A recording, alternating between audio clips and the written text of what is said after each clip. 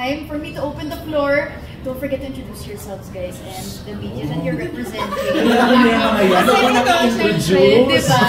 Kailangan pa ba? Ay, Alan, first question. Go! Go! Parang hindi rin kami sanay na. Ano, diba? Parang nagpipirienda lang tayo dito. Sa unang tanong ko sa'yo, are you G? Sa mga tanong namin na maintriga. Nakabahan na nga. Hindi, yung unang tanong ko sa'yo, MJ, ano yung, kasi kilala ka sa ano yung mga bolder question nga din tulad ng sinabi ni Ayan. Mabait na ako na. Yeah. Pero, ikaw ano yung bagay na na natatakot kang itanong sa'yo personally pag tinanong ka ng press? Kasi tatanong namin sa'yo. Joke lang. Actually, I feel like I can get away with anything. Pili ko, parang kahit gaano siya kahirap na tanong, meron pa rin yung sagot. A no answer is an answer. Parang feeling ko ganun din yan eh. So, yun. Okay. So, pero syempre, parang I feel like parang ganun din sa in-interview mo din. Parang if you ask the question, it's all katawan yun nung sumasagot. So, he has the control what to answer and ano lang yung pwede niya ibigay. So, feeling ko ganun lang naman yun. Ang importante lang sa atin, which I really, really respect, is hayaan mo lang magtanong yung press because that's their job. Pag ayaw mo sagutin, that's it. Pero you just have to let them ask the question. Parang, there was this one instance na may artista na pinipigilan ako ng manager itanong yung gusto kong itanong. Sabi ko, wag na lang interviewin kasi ayoko magmukhang tanga na hindi ko alam yung nangyayari. So, just let me ask the question. If the subject says no, then I will respect that. Hindi ko na itatanong. Pero pag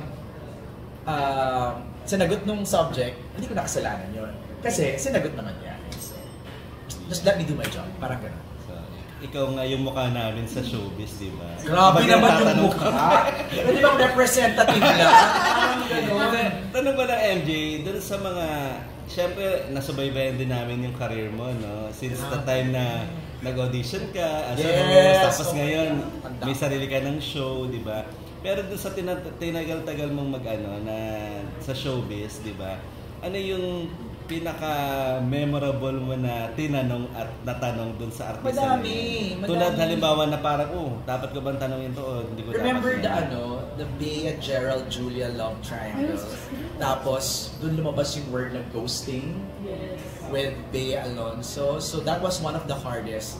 Kasi kung di ako nagkakamali, oh my God, I don't know if they're gonna kill me for this. They assigned the marshal just to stop me. Ganun lang yun. Yun lang yung job ng marshal, just to stop me. Pero that didn't stop me from asking the question. So they answered naman. Tapos, ayun na, headline na siya. So marami rin mga question ka naging controversial. Madami. Sobrang dami. May artista dati, may inimbestigahan. Sabi ko nga sa'yo, Alan, mabait na ako ngayon. Kasi dati, meron ako inimbestigahan, pinuntahan ko yung bahay, tumatawag yung artista sa akin, minumura ako sa phone. Umalis ka dyan. Ganun level! Wild. Kasi sabi sa'yo, mabait na ako yun. Hindi na ako pumunta ng bahay. Hindi na ako kumakatok. Pero you just do your job, di ba? To entertain people, to know. Saka I'm sure kayo din, parang you guys have been in the business for a long time. So, na-learn na rin yung ropes on how to. Saka nagbago na ngayon talaga. Iba na ngayon. Dati di ba? Walang preno. Di ba? Ngayon hindi. You have to be careful, you have to be sensitive. Merong mga bagay na tinatanong out of respect. Tatanong mo muna, pwede ko kami tanong sa'yo to. May mga gano'n. Iba na ngayon. The landscape totally changed and pag hindi ka sumabay din doon, parang it would destroy you somehow or put you in a negative light. So, nag-a-adjust din tayong mga showbiz reporters. So, bali, yun na yung naging kabaitan mo. You just ask first. Nice na. You have to ask first kung gusto niya tanongin. Meron na akong busina ng konti. Parang ganyan. Okay, binusina ako. Pinarelo ko yung sarili ko. May sarili ako lang, pero pinarelo ko na lang. But yeah. Yung about the naman, RUG, di ba? Tulad ng tanong ko kay Bianca kanina, ang dami mo na rin mga na-interview at naka-collaborate na mga artists. Sino pa yung mga gusto mong mga collaborate dito sa... Ivana. Yeah. Si Ivana yung talagang nire-request ko sa team, tapos gusto ko maglalaba lang kami. As in maglalaba. Kasi doon siya unang nag-blow up di ba? So babalikan namin yung maglalaba lang kami the whole episode. Parang gano'n. Yun yung gusto kong gawin sa Ibala.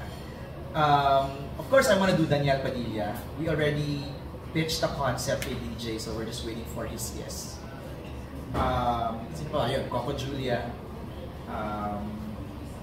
Sino pa ba? Maybe medyo sikat ang mga PBB ngayon. Sino sa mga PBB collab? Ang nagawa pa lang namin is Brent so far.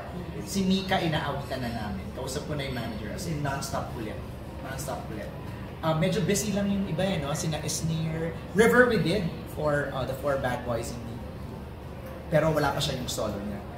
We feel that the PBB housemates deserve naman mga solo episodes. No? Parang, I know nakilala na natin sila sa loob, but there are things na pwede pa namin ma-unearth. Kasi doon kay Brent, di ba? Sobrang nag-enjoy ako doon sa episode namin Brent na parang may ganun pala siyang sensitivities and dynamics sa buhay niya, pagiging breadwinner, like anak ng OFW. So, and gusto yun ng mga TFC subscribers, nakaka-relate sila doon. So thank you MJ. So thank you Alan, ito na yung envelope. Wow. Looking forward for more content dito. Gandahan yung edit dito. Frank, sinasabi ko sa'yo. Maging babae. Kasi malaman ano yung breaking point na parang sabi ko, okay, I think I need to. It's a good question. Kailan na ako naging babae? Kailangan nagka-trauma. Na-trauma ka ba? Kaya ka nagpapabae? Para Shit. dito ba tanong? Okay. No. First of all, okay, share natin. Sige, I like to share this. When I was starting, 2004, there was this one incident.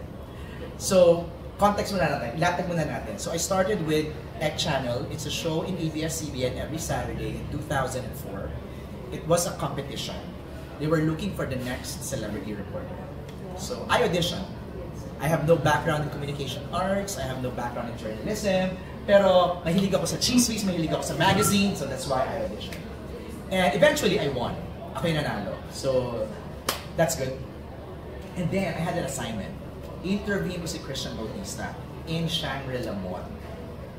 So, bago ako noon, I think I was 23, 24 that time. Tapos, i-meet ko na siya. Pagbaba ko ng van, kasama yung cameraman ko, may dalawang bading na nasa Starbucks sa labas. They're having coffee. Nung pagdaan ko sa harap nila, binato nila ako ng maraming barya. Shh! Come on! Sabi nila, ang cheap-cheap. Yeah! So hindi ko siya na-process noon. Sabi ko, ano yun? Ba't nila sinabi yun? Ba't nila ako binato ng barya? So, in-interview ko na si Christian, then umuwi na kami. Tapos pag-uwi, pina-process ko pa rin siya. Kaya nila ako sinabihan ng gano'n. Tapos parang na-realize ko, siguro they find my work cheap. Parang gano'n. So, medyo, hindi man siya traumatizing, but it was an eye-opener. Na parang, I think I have to do something about this career. Parang hindi nila ako tawagin cheap. So what I did is, I worked my ass off behind the scenes. Doon na yung nag-start na nag-writer ako for Us Girls. Doon na nag-start naging writer ako ni Tito Boy for The Bottom Line with Boy Abunda. Doon ako naging writer and producer niya for Bandila, for Ikaw Na. Doon ako naging segment producer for The Buzz. All of that. So I didn't care about being in front of the camera. All I was thinking of is I have to solidify my craft behind the scenes. Para when I go in front of the camera, solid ako. So, I know what I'm doing, parang ganyan. So yun, parang, I have to learn this. I have to learn the art, I have to write, I have to learn the ropes, ins and outs, bago ako magharap ng camera. Kaya after the ETK or Ek Channel period, medyo matagal yung time, years na nag-spend ako behind the camera. Piling ko kailangan ko yun. So, well, I don't know now kung ano yung impression ng tao sa akin, but yun yung naging ano sa akin talaga. Parang naging effect ng incident na yun. So, it really powered me to whatever or who I am now.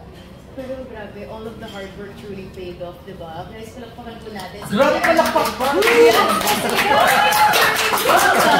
Ang nakalimutan ko lang doon, hindi ko napulot yung barya, sayang. Pamasahe din yun. Di ba? Pero syempre, like, imagine back in 2004, like, bashing was very... Not Walang that was bashing common noon! that time. Friendster pa yun. Multiplies. Friendster going to Facebook na yun. Ganong kaluma. Yes. Time na yun. So I'm sure it was a very different experience. That was a defining moment. Yes. Thank you so much for sharing that, Kuya MJ. You've inspired us all. Alis ka na? Why don't